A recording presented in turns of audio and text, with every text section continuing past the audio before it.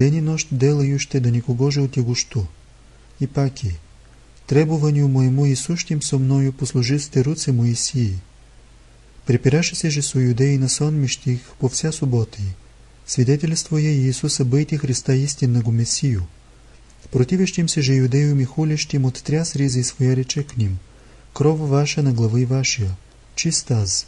Отныне в языки иду. Егда хотяше Павел отлучити се от Коринта, яви се ему Господ в видении нощном глаголя. Не бойся, но проповедуй слово не молча. За нелюдие суть мне мнози в ограде сем и же уверуют в мя. Аз же я съм с тобою и никто же приложит озлобити тя. И пребыст Павел святей в Коринта лето и месеци 6. Уча Слово Божию юдеев и елинов. И мнози верувавши крещах уся, и Крисп, начальник собору, со всем домом своим верував крестисия. Неци же от супротивних юдей нападше единодушно на Павла, приведоше го на судище к Антипату Галиону, и же бе брат Сенеки философа. Но той не хотяше судити Павла глаголя, а ще бе кое дело злое сотворил, судил бе его. Стязанию же вашему словесех и о законе вашим судья бъйте не хушту, и изгнаех от судилища.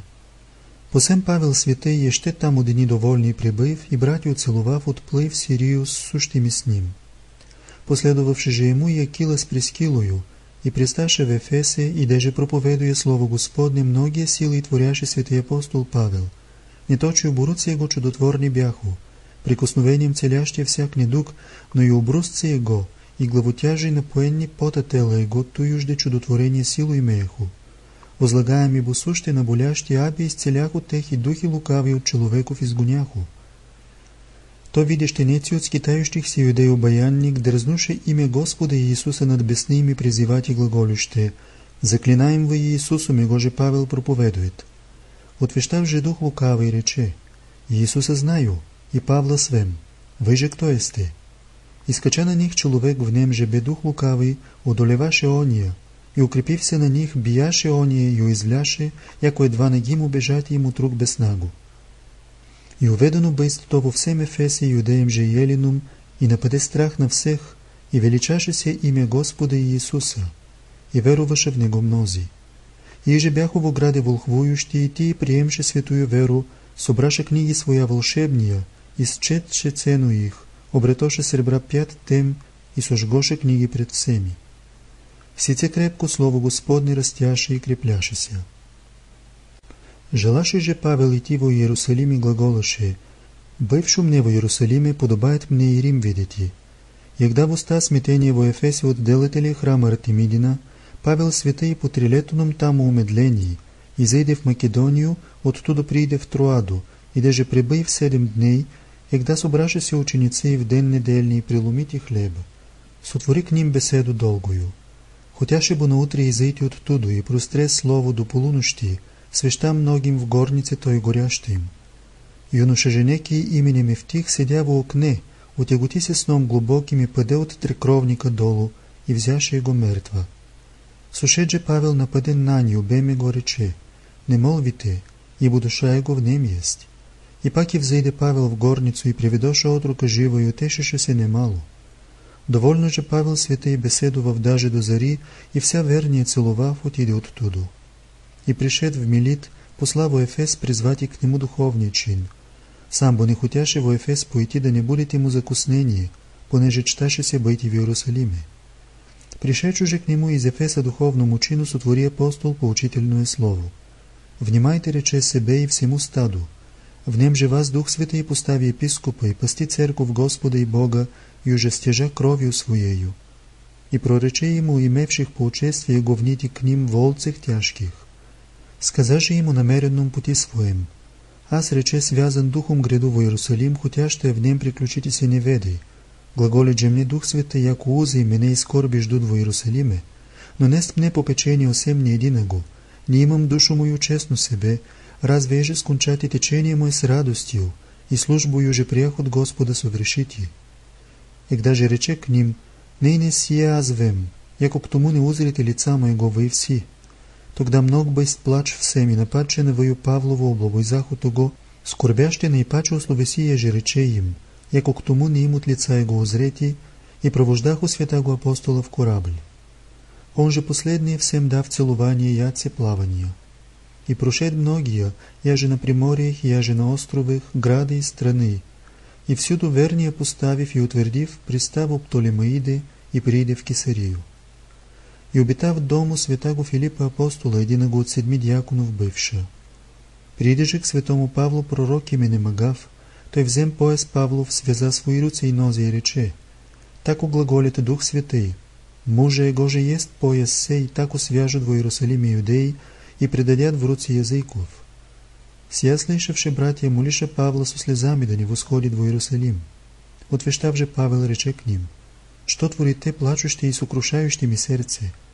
Аз бо не точно связан бъйте хощу, но и умрети во Иерусалиме готовия съм за име Господа Иисуса. И умолкоша братья рекши: воля Господня да будет. Посем святый апостол Павел взойде во Иерусалим со ученики своими, в них же бе и Трофим Ефесянин, от Елин ко Христу обративися. И любезно прият бе с Павел от святаго Якова апостола, брата Господня, и от всея церкве верних.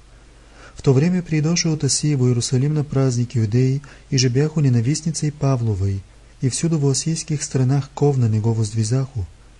Ти узревши Павла в ограде, а с ним Трофима Ефесяни находяща, сказашу онем архиереем жидовским и книжником и старцем, яко Павел разоряет закон Моисеев, не веля обрезувати ся, всюду же проповедует разпята го Иисуса. И поощряху се все на Павла, желающите го яти.